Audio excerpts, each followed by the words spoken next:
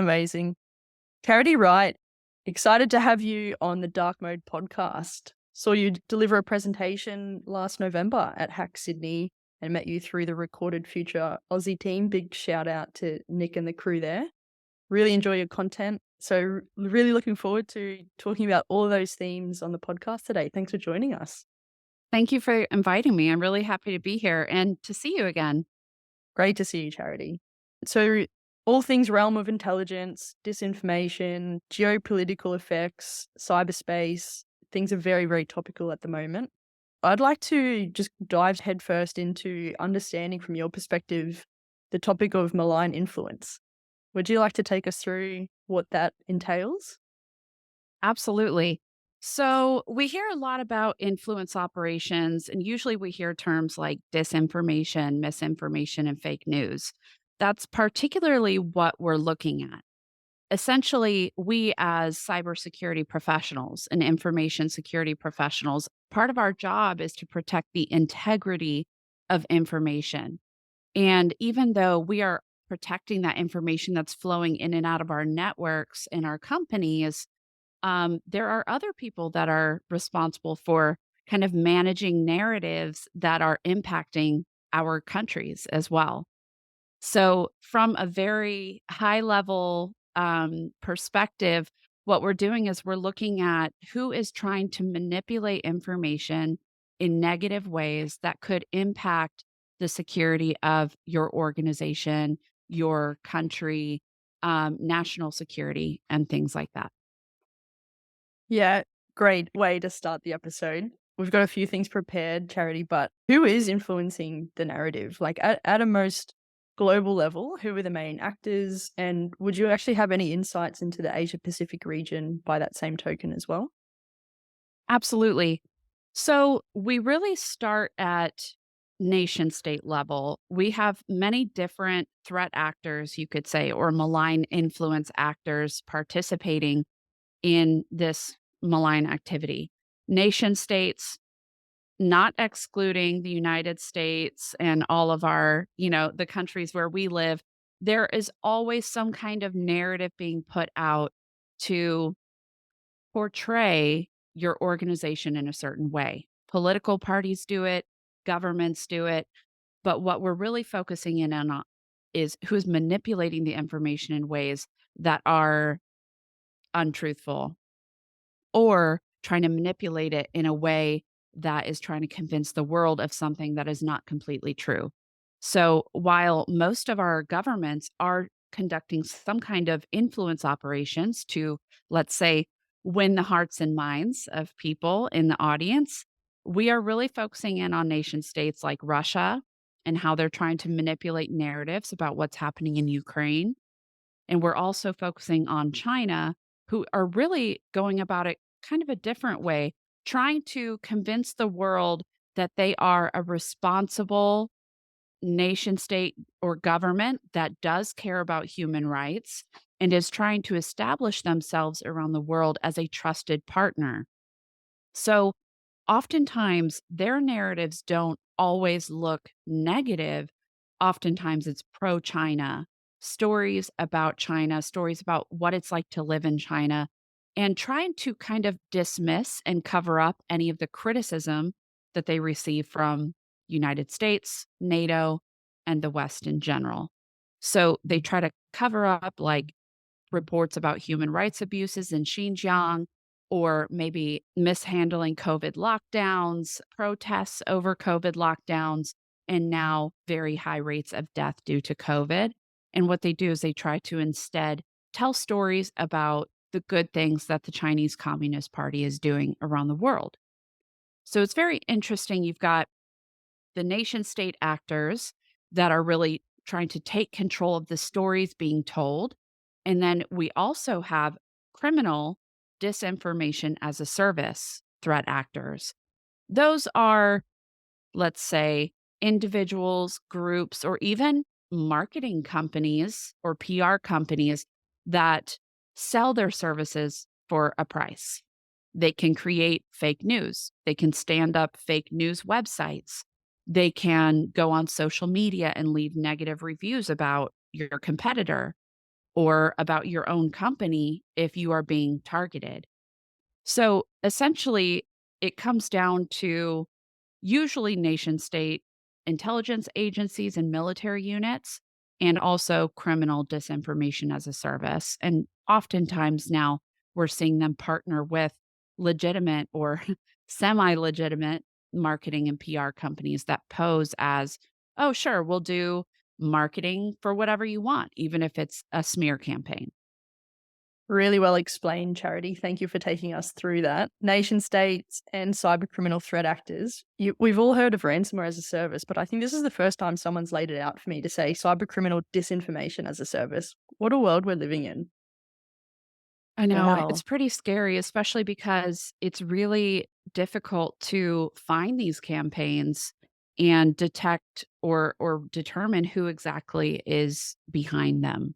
Yeah. Really interesting to see how the technological advancements help us apply attribution to these sort of narratives as well and how we can actually think critically. I see there's a lot of startups, a lot of technology, a lot of advisors, a lot of intelligence, people in this community looking to combat these threats. And I think it's a really remarkable domain or really interesting domain of the cyberspace we live in to actually deter and understand these type of threats because they're not necessarily the misconfiguration in the software type narrative that we're used to speaking as technologists or even just looking at conventional warfare tactics and the like. But it's like we're living in such a multifaceted world now, and even reading something, the disinformation campaigns and the like, is really profound in this modern era. And I don't think that's as easy to analyze or see on the surface level as some of those other more conventional tactics that have been deployed in the past.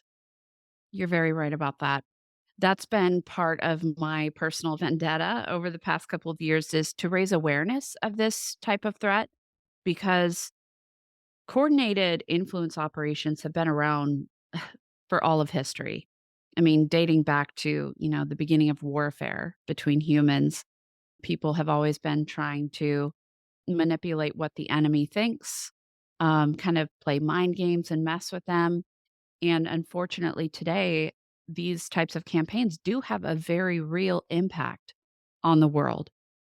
For example, propaganda inside Russia, the narratives that the Kremlin is spreading inside Russia has literally convinced the majority of their population that Ukraine was full of Nazis. And the reason Russia had to invade was to denazify Ukraine. And they try to appeal to their audience, their domestic audience, by reminding them of the harm that the Nazi Party and Nazism had on Russia back during World War II. And they try to remind them, hey, we're not going to let this happen here, even though the narratives about Nazis having taken over Ukraine were very false.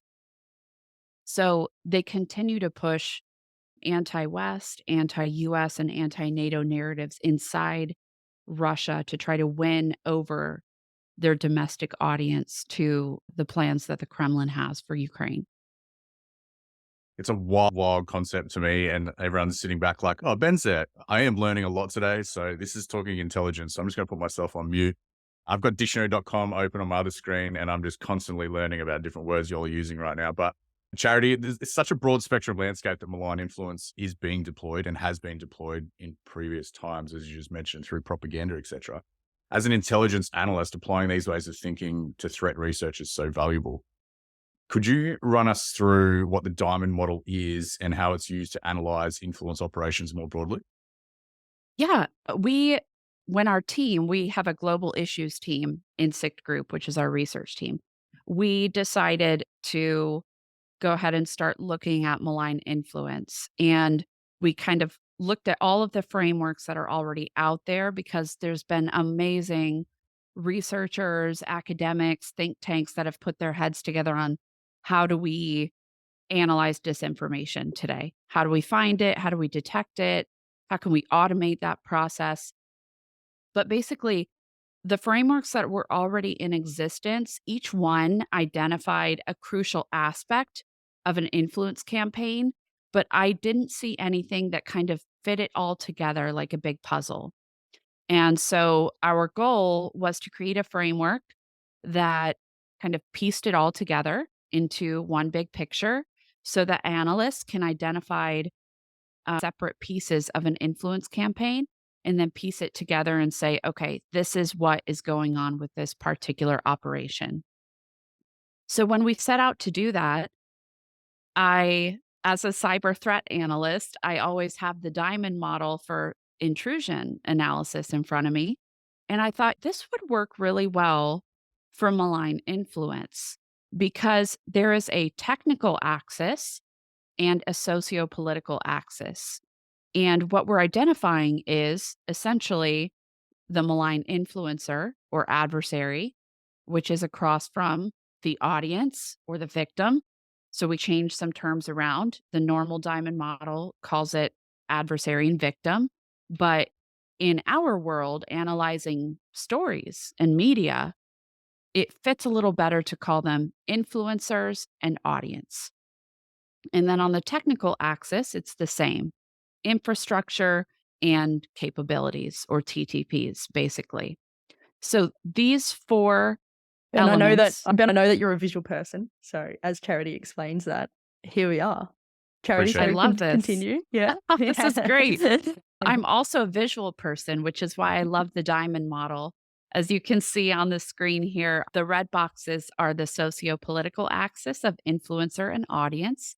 And then the dark blue boxes are the technical axis, which is capabilities and infrastructure. And what we discovered was that wasn't quite enough. So, what really ties together an influence campaign is the narrative. And narrative is just another word for story. Essentially, we as humans are hardwired to understand information through storytelling, which is why legends and stories and holy books have been passed down for generations, is because we understand things when it's put into context. So the narrative is kind of the story that the influencer is telling the audience. So it ties them together. And it also is carried out through infrastructure and through various capabilities. So we pieced together this version of the diamond model. And of course, we passed it by the original authors of the diamond model for intrusion analysis. And we are very lucky to have them as friends. They reviewed it and they said, this is great because they wrote the original diamond model to be dynamic, to change with new threats, and to be able to adapt to whatever threats we're facing in the future. So, this is what we use to kind of piece together elements of a campaign, but also to look at the relationships between the influencer and the audience. What is the relationship between them? Let's say, for example, if China is targeting Australian audiences with politically divisive narratives, things that are very sensitive to Australian audiences about politics, maybe sensitive topics that things are topics that are debated in Australian society. You want to get to know what is the relationship between the Chinese influencers, which might be their state media, might be social media accounts ran by China's Ministry of Foreign Affairs or CCP pundits. And then what is that relationship to Australian audiences? How receptive are these audiences to these particular influencers and platforms? Um, and so analyzing the relationship really hones in and gives us a big picture of how vulnerable is this audience to this particular narrative? How likely is it that Chinese influencers are going to be able to infiltrate Australian social media, pose as Australians, and then try to convince audiences to maybe vote one way or another?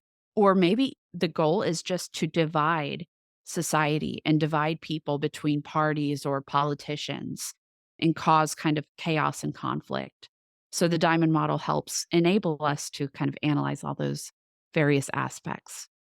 It helped me understand the back end of what you all do in the analyst realm really, really well. That white paper that Gabe just shared, for anyone listening on the audio only version, we'll link that white paper because it's a fantastic white paper that Recorded Future have released.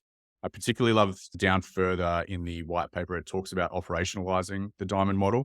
And it gives a great example or practical application where China and COVID-19 is the narrative there.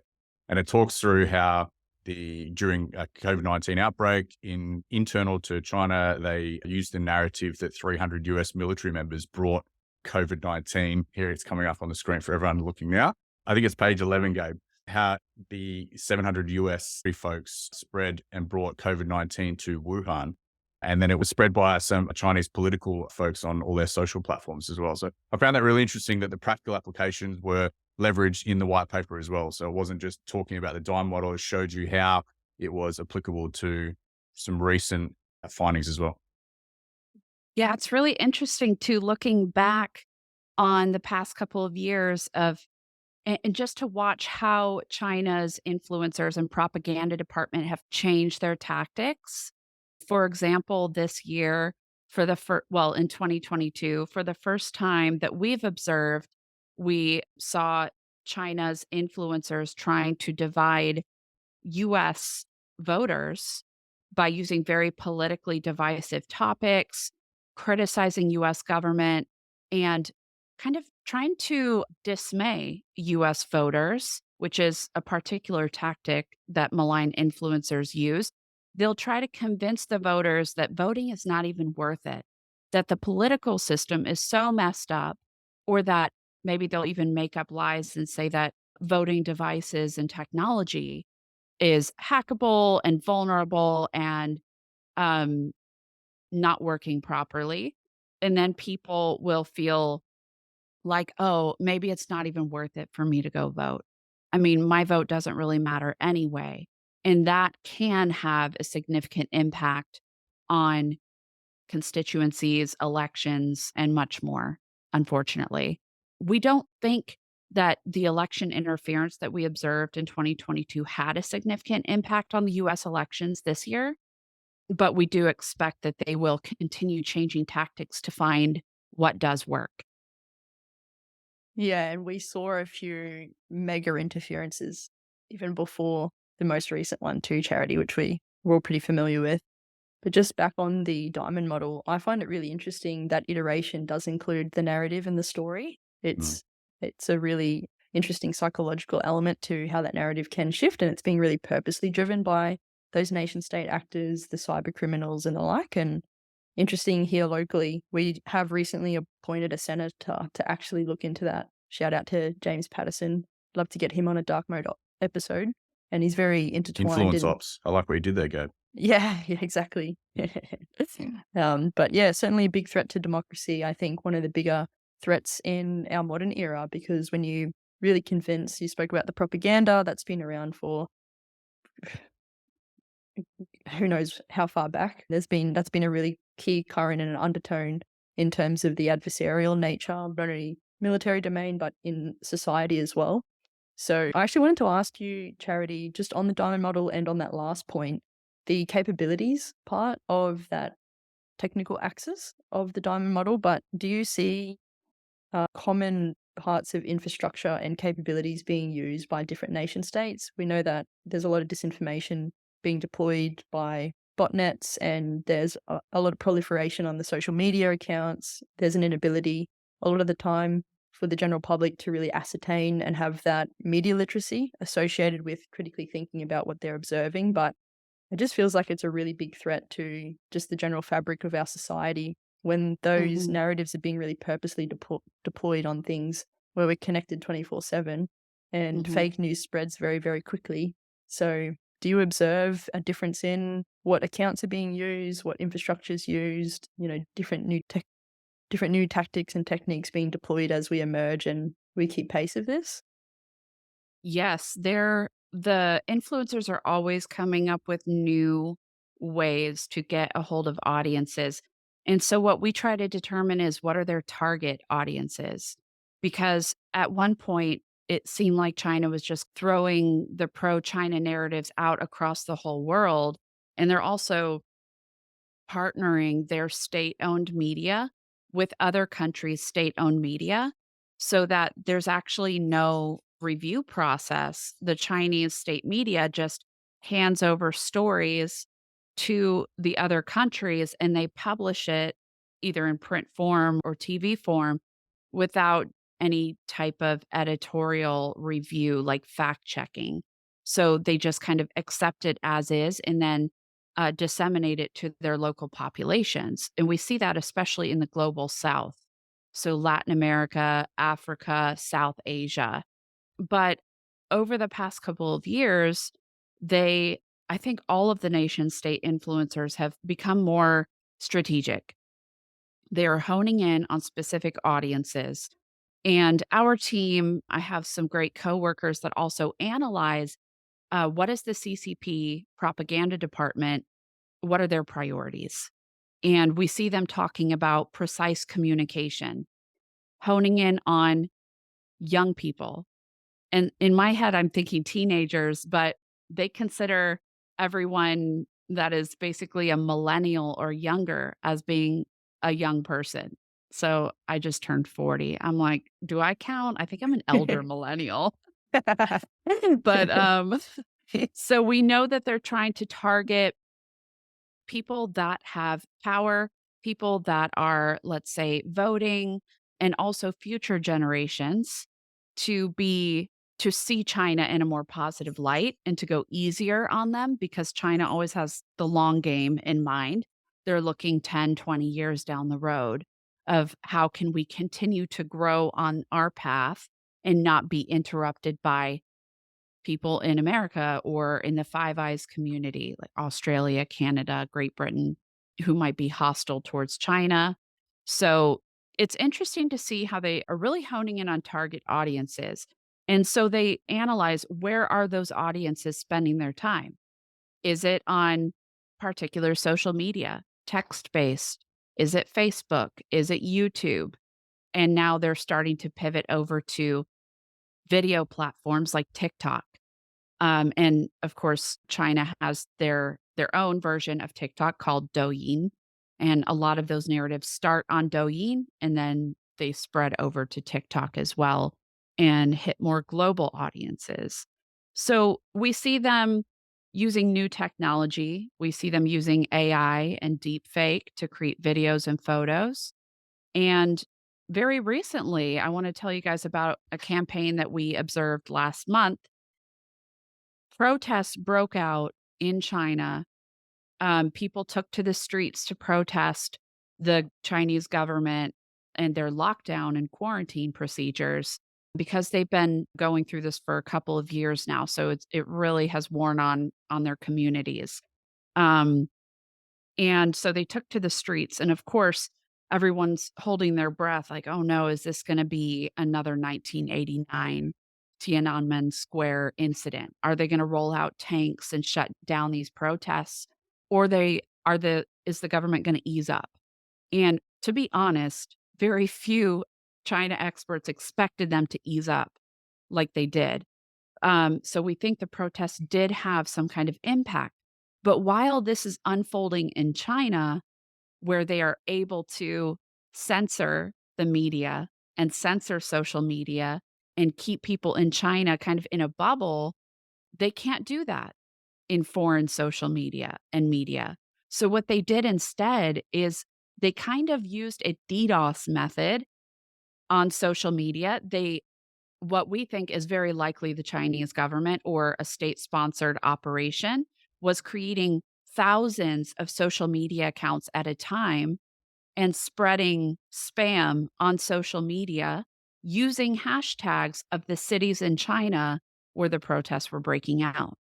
So let's say they would, and by the way, they were using the Chinese characters, not the English letters, like spelled out like Beijing or Shanghai. It was all in Chinese because they know that people are on social media searching those hashtags to find out what's going on around China. And even people in China who are not allowed to use US mainstream social media, they were finding ways to, use a VPN and get on those social media platforms to try to find out what's going on over there, what's going on over here.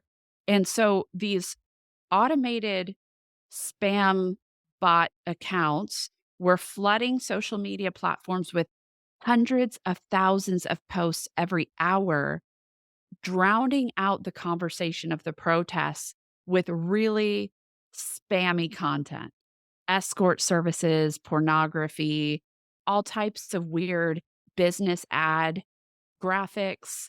And they were essentially just trying to shut down those conversations and, again, dismay the audience that might be looking for answers. Wow. So they were weaponizing the hashtags through automated bot activity to basically Yes, drown out the reality of what was happening through a different, exactly. like, spammy. Wow. That's a That's technique we call hashtag hijacking. Russia has done it. China's done it. It's becoming more common because they know they can kind of control the narrative about what's happening. And in this case, I think they determined there's no way we can shut down conversation about the protests. So instead, let's just drown it out so people won't be able to find answers as quickly. They understand the algorithm all too well, and they know they can drown out echo chambers by flooding that algorithm. I think that's a Yes. wild concept to me. You can weaponize social media to impact so dramatically and so quickly events that are occurring. That to me is such a it's just a wild concept that is it's a combative nature for a digital element that everyone uses. Yeah. And one big aspect of this campaign that makes Western audiences vulnerable is that our adversaries know that we have a very unrestricted social media environment. That freedom that we protect so strongly is also a vulnerability for us, is that they know they can create a fake profile, pretend to be an Australian or an American or Canadian or whoever, and try to get in there and infiltrate our spaces with their own narratives. So there's a lot of people all over the world trying to figure out how to combat that. How do we Yeah, balance absolutely. freedom of speech and also protect audiences from malign influence? Charity, a very simple question, but it begs the question, why did China do this? Well, if we are correct that it was a state sponsored operation, they are trying to protect their reputation. China always prioritizes their own interests. Unlike Russia, who sometimes will target US elections just to divide American society and try to tear them down, China prioritizes their own objectives. And part of that is to maintain a good reputation in the world. They are trying to build economic partnerships and political partnerships. They're trying to protect their interest in their one China policy that they stand very firm that Taiwan is an inalienable part of China, whereas we are trying to arm Taiwan with what they need to defend themselves and maintain independence from mainland China. So they're trying to convince partners around the world that Taiwan is part of China, don't mess with them, and also trying to maintain this reputation of, hey, we have come so far. Look at everything we've provided for the Chinese people. We've created a stronger economy, a middle class. And we believe, speaking as the CCP, they believe that they are creating kind of a healthier society than maybe what the West has. And so ultimately it comes down to protecting their reputation. They don't want to be seen as the same CCP that cracked down on protesters in 1989. While they brag that, hey, we are a very responsible government and we take care of our people by protecting them from getting COVID, that's their perspective of their rules. The West portrays them as, oh, you don't give your people any freedom. It's just so strict that people can't even leave their buildings. They can't leave their workplaces. They get locked down, you know. So they're trying to counter the criticism, basically. Yeah, so it's very ideological and nationalistic driven motivation. And we read a lot of public information on the century of humiliation and China emerging as a powerful player in the global order and things like this.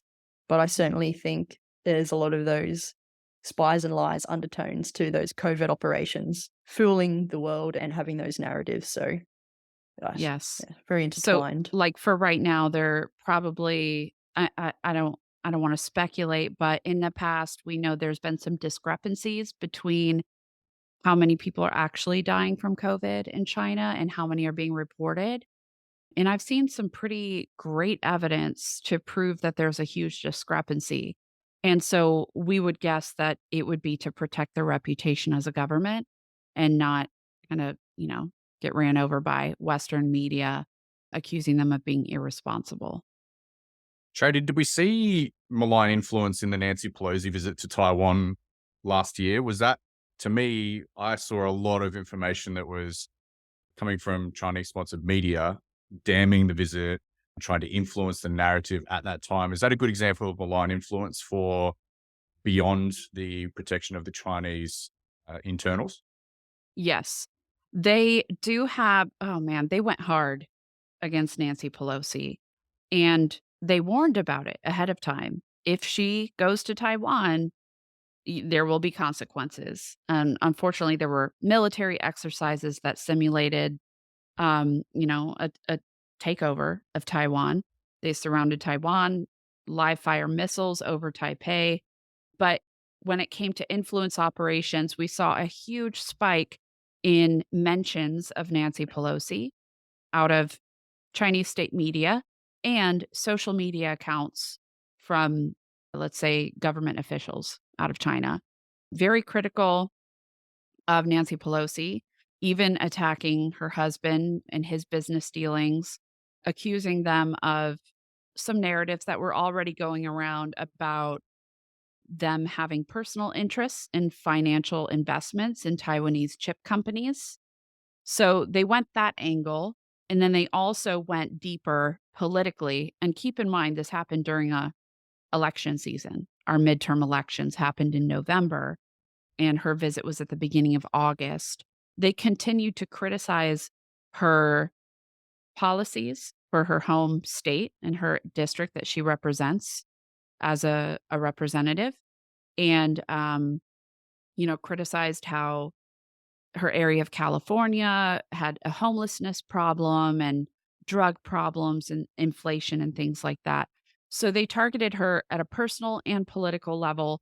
And then they kind of tied that back into the more strategic narratives about how the US is trying to stir up trouble between China and Taiwan. It was fascinating to me that it all ended after the visit. The narrative sort of just Yeah. stopped. Within a week, those spikes had gone down to pre Taiwan visit levels for sure. I was gonna say, I thought that was a really cool example, and while you were talking, I wondered if that was the case, and it's all making sense to me now that I understand it. Yeah, and what they're doing is they're trying to protect their own interests. They're saying, "Hey, we're not the troublemakers here. Look at what the US is doing. This is very irresponsible." They're confusing everyone on where do they actually stand with the one China policy. And granted, there is some confusion there. I mean, the US government is not perfect all the time, and we can do better at communicating what we actually do stand for. Then again, President Biden and his administration doesn't want to change the status quo. So that's where China is kind of being confrontational is, hey, let's talk about what you're doing with Taiwan and trying to throw US under the bus, trying to make the US look bad to everyone else in the world. It's a hotly contested issue when it gets to the minds of the public domain, though, because people are then like, "Oh, how do I understand this? What's the political reason for this?" It sounds very daunting. So Mhm. then you sort of spike straight over to the side of like extremist views and conspiracy theories then. It's almost as just it just puts more fuel on the fire. Yeah. Crazy. Uh, Analyzing conspiracy theories is, The black hole. Oh my gosh, I know, right? I read everyone knows I'm a big reader, and I'd like to actually, on the last discussion point, recommend 2 books, Chip War by Chris Miller, talking about the powers between the US and China on this in the semiconductors, and of course where technology is going, and then Spies and Lies by Alex Josk, Australian guy, actually. Very, very interesting. Yes. Yeah, but, yeah, have you read those, Charity? You're familiar I with have not read Alex's book yet, but I've met him before. He's wonderful, and I've heard so many good things about his book, so I'm looking forward to reading that. Great. Yeah, I'm halfway through that one, so we'll have to have a little book club meeting about it. Get Alex on Yes. a potty. Yeah. And then I just wanted to mention on the conspiracy theory side, at the start of the year, I read Rise of the Extreme Right by Lydia Khalil, and that Mm, was like along with a QAnon book. So I read both of those at the same time, and I was just like, this whole exactly like you said, Charity. Conspiracy theories just take you down a really deep black hole, and it's just like, wow. But it was also really interesting to see the links between a lot of things as well, like the Capitol building being stormed, lots of stuff that you see online, the extremist views out of the social media profiles, and yeah, it's just like a very, very dark hole. We yes. should do another episode on that topic. Yeah, I after the insurrection in the US, I took a step back from domestic conspiracy theory stuff because it was very mentally tasking, Oh, to be yeah. very real with you. Yeah. Reading this stuff and trolling hate forums, and just the Yeah. nastiest places on the internet, it was just really discouraging to see how much hate is out there. But then, to kind of log off at the end of the day and realize that most people in the world do not subscribe to these beliefs is comforting. And so we're trying to help fact check. We're trying to help put out real intelligence and real authentic information about the truth. And we're hoping that people will start to understand that it's very important to select your sources carefully and to understand that some of these conspiracy theories, while there may be an element of truth in them, most of it is exaggeration, false information, or very unlikely to actually be real or happen in our world. So it's very easy to get caught up in it, of course. We all watch TV and there's these cool action, adventure, and mystery shows. And we're like, oh, what if there is well, I shouldn't go into details, but QAnon type theory, a global Yeah. cabal taking over the world. But we can look at what we actually know. And there's so much open source information out there to actually find the truth. Yeah, exactly. Charity, I wanna just ask about what's the go with the TikTok data harvesting? So I can't speak for TikTok, but I can say that US government is working really hard at holding TikTok accountable for being transparent and being truthful about what information they do collect. From what I've seen from their terms of service, they are collecting as much information about us as many other apps, unfortunately. I did an inventory of my son. He's 13. He has an iPhone, and I did an inventory of apps and his security settings. And I was very shocked to see how many apps have full access to photo albums, contact lists, and so much more. So, whereas everyone is very hyper focused on TikTok, and I do think it's important to know the truth about what information is being collected in the app, I think there's other apps that we need to explore as well. We need to Yeah. keep our eyes open. Yeah, absolutely. Great pro tip to set those security and privacy settings on the phones as well. Giving a presentation in 2 weeks for our Australian Computer Society, and it's on that cyber resiliency. And one of the takeaways will be here's a demo literally of like how to toggle those privacy settings because you're right, a lot of the apps do collect as much data. And Mhm. big shout out to our friend Dave Robertson over at the Internet 2.0 team. Charity, you'll find this really interesting, so we'll definitely send you a link. But those guys are actually doing that audit and looking at the scoring on how much data is collected and the security status of all of the mobile applications that are really mainstream, everything from Signal to Messenger to TikTok and the like. So they're actually publishing studies around this exact area. So Oh, find that's those really awesome. literally just this week they started releasing an app a day as of Monday. So really, really Wow. interesting. Called I'm Melcore. so glad to hear Check it that. out. Yeah. I Have know you as read a any of parent. those, Ben? I read Yeah. the Facebook Messenger one. I So when we did the episode with Dave Robinson, he asked what we thought the one of the worst apps would be, excluding TikTok. And my first response was Meta and all the Meta apps, and was pleasantly shocked and educated in that it's one of the most secure by design apps that is listed on the Malcore presentation. So it's really interesting to see. I've read a few of them now, and I think they're just great resources. Mhm. Charity, just quickly on TikTok, you made a good point before that I think there's more apps that we need to be concerned about. I like that TikTok is being used as the education platform for the wider audience to understand that applications need review, not just clicking accept the terms and conditions. Those terms and conditions, if you read some of them, like Microsoft's Cortana is one of the most wild ones as well. It has access to everything on your PC. I just find that it's phenomenal how brazen we are with clicking accept terms and conditions without review.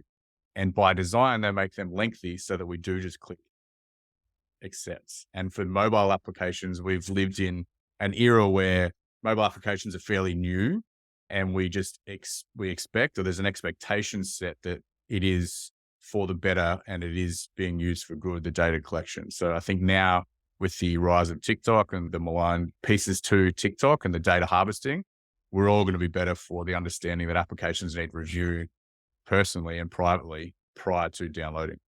Mhm. I Yes. actually I think it's actually even Ben on that last point. What I find really interesting on a local example, and we've seen this with the really large data breaches with Medibank and Optus recently, that things like the privacy law, which in Australia, the Privacy Act was established in 1988, for example, now that's actually being reviewed and reformed because it's even the example on more of a daily basis is if I go into a new cafe and I order a bagel, and for some whatever reason, and some cafes do this, they require my, like, address, date of birth, it's a bit of an extreme, yeah, over exaggeration, but it's like, why do they need to collect literally my full name, my email address, my number for me to order something from the local cafe? So it's even those examples real time is questioning, well, you don't actually need to have that information and that data collected for that service. And similarly, on a lot of these mobile applications, you're right, they're pretty new in the grand scheme of things. And reviewing those and potentially now that we're in having these conversations and socializing it a lot more, it's bringing the conversation to the forefront and saying, well, hang on, you actually don't need to download the app and have the default setting access to the photo album because that's just completely unnecessary. So, yeah. What are your thoughts, Charity, on that? I'm just thinking about things I've been through with my kids the past few weeks. It's been pretty tough because they're young teenagers, and I've raised them to know better than to share personal information, dates of birth, things like that.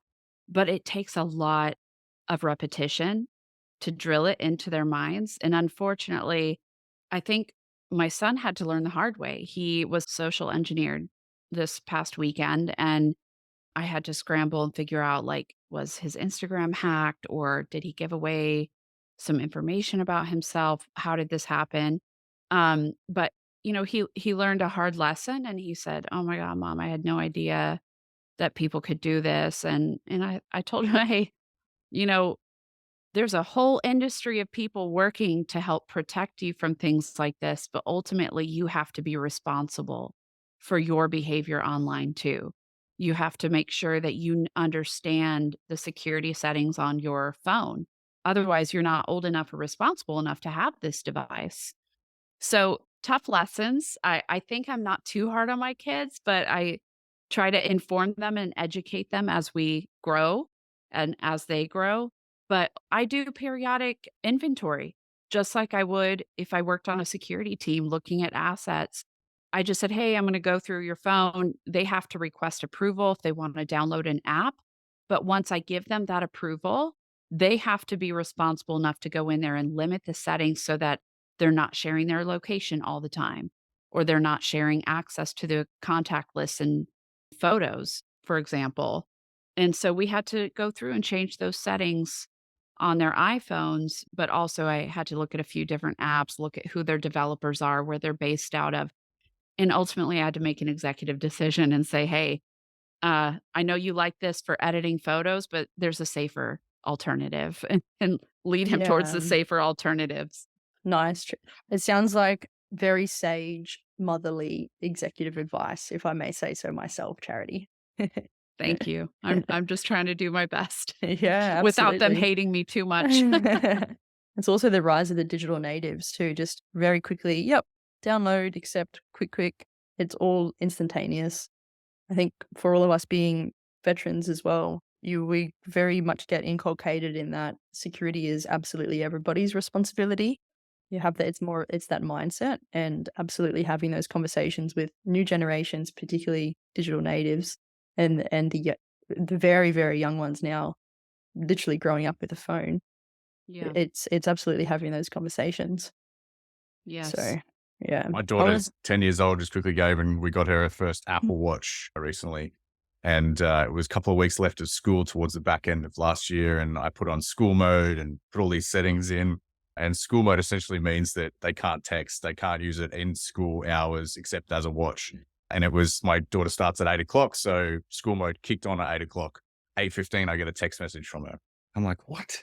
How do you do that? She goes, oh, I've worked out how to disable it. I just wanted to say hi. Oh, future hacker. Yeah, absolutely. I mean, that certainly sounds like Penelope and not hard. Tell me I'm right. It was hard actually. Was That it? was yeah. Wow. Yeah. That's Very that's a scarier thought, Ben. You've I got know. two junior hackers on your hands. So my Yeah. inventory of apps is gonna be conducted nightly by the sounds of that.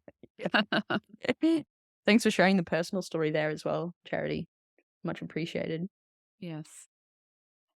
I had only one more question, Charity, but very topical at the moment. What are your trusted sources of information? Mm. Well, I like to default to the media bias chart for media and news in general. That is something that a company called Adfontes produces, and they update it pretty regularly. So if you Google media bias chart, you'll see. Now, a lot of it is like US based or Western media, but you can kind of assess and see how the chart is built. It's built on integrity of information and political bias.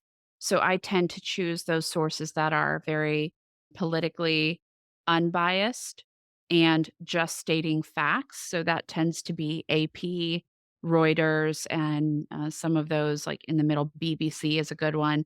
Um, AP and Reuters have their own fact checking departments. And so is Adfontes, the company that makes the bias chart.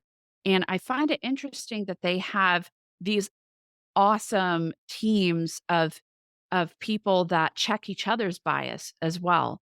Very diverse teams with Wow. different worldviews and viewpoints. And they check each other on, okay, I think this could be slightly this way, or, they have a review process. So I find it to be pretty accurate. Fantastic pro tip, Charity. And Ben, thank you for showing that on the video Yeah. as well. Definitely gonna Blown my link that mind. one. Yeah. Yeah. And also trusting reputable sources of intelligence. So we have, recorded futures where I work, and we have intelligence reports on our website that are available to the public, but also there are tons of other companies out there that put out great work, great reports, not just on cyber threats, but also on malign influence threats. As well as academics, like really strong academic departments that research these things. And the reason I recommend these sources is because they cite their sources and they refer you directly to where the facts come from. You can look at the study, read how the study was conducted, and determine if it meets your standards for truth. So I highly recommend trust the sources that provide their own citations and sources. Great advice. Again, sage advice. No, that's Rather than amazing. hearsay that you find on, let's say, I don't know, what forum? Reddit. I mean, Reddit's Yeah. okay, but, you know, it's just people sharing opinions and information with each other. Honestly, Charity, I have learnt a lot in this episode. I've bookmarked 3 different things already, which is a record for bookmarks during an episode recording. So thank you so much for that. The audience, I have no doubt, has learned a lot as well. So we really appreciate your time and spending it with us on Dark Mode. And we hope to get you back for a second episode at some point in time because I would really enjoy that. This has been a true pleasure. Thank you so much. I look forward to speaking to you guys again soon. Thanks so Amazing. Thanks, much, Charity. Charity.